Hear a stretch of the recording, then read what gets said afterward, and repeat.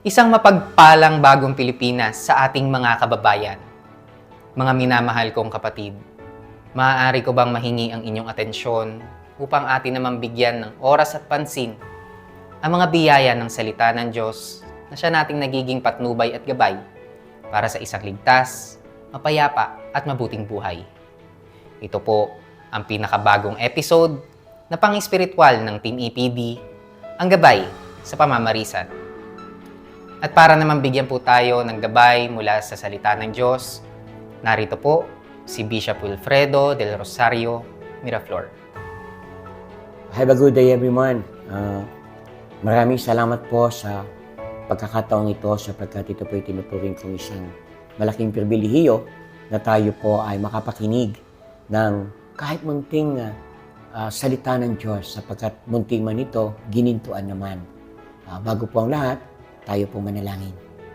Dakilang Diyos, maraming salamat po sa iyo sa kabutihan mo, sa iyong katapatan. Tunay na hindi mo po kami pinagkukulang at patuloy mo po kaming ginagabayan sa mga bagay na dapat po namin gawin. Lord, dinadalangin ko po ang bawat isang makakapakinig ng iyong mga salita na patuloy mo bubuksan ang aming mga kaisipan at puso sa tawag ng katotohanan na may kalakip na sapat na kalakasan upang na sa ganon ay amin pong maihakbang sa landas ng buhay.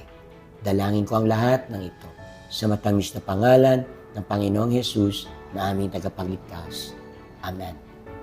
Mga kapatid, sinasabi po sa aklat ng Kawikaan sa chapter 16, verse 3, itiwala mo kay Yahweh ang iyong mga gagawin at magtatagumpay ka sa lahat mong layunin. Napakasarap po ng pangakong binitawan ng ating Panginoon dito. Isang katotohanan na ayaw po niya na mabibigo ang sinumang nananampalataya sa Kanya. Isang katotohanan na sa landas ng buhay na tinatahak po natin sa mundong ito ay puno ng mga pag-aalinlangan, puno ng mga takot dahil sa mga problema o yung tinatawag nilang pagsubok na dinadanas ng mga tao. Pero mga kapatid, ang sabi ng Panginoon, ang tanging kinakailangan niya ay ang pananampalataya na binabalot ng pagtitiwala. Nais po niyang ang lahat ay magtagumpay ayon sa kanyang kalooban.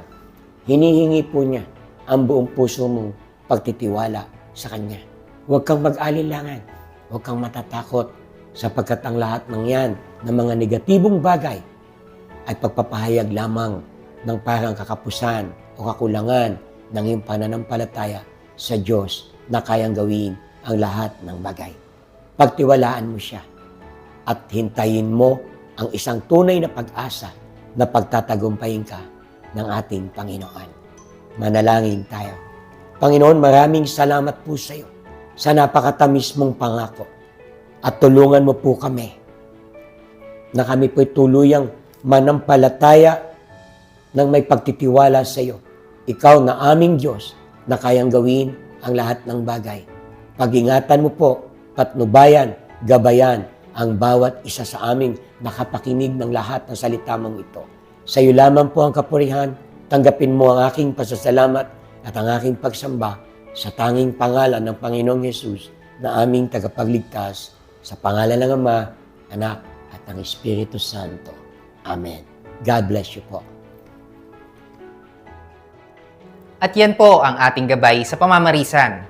Lagi po nating tandaan na mahal ka ng Panginoon at siya ay laging nariyan para sa atin. Hinihintay ka lamang niya na ikaw ay lumapit sa Kanya at siya ay iyong kilalanin bilang iyong Diyos at tagapagligtas. Lagi din natin tandaan na sa bagong Pilipinas, ang gusto ng pulis, ligtas ka. God bless po at maraming salamat.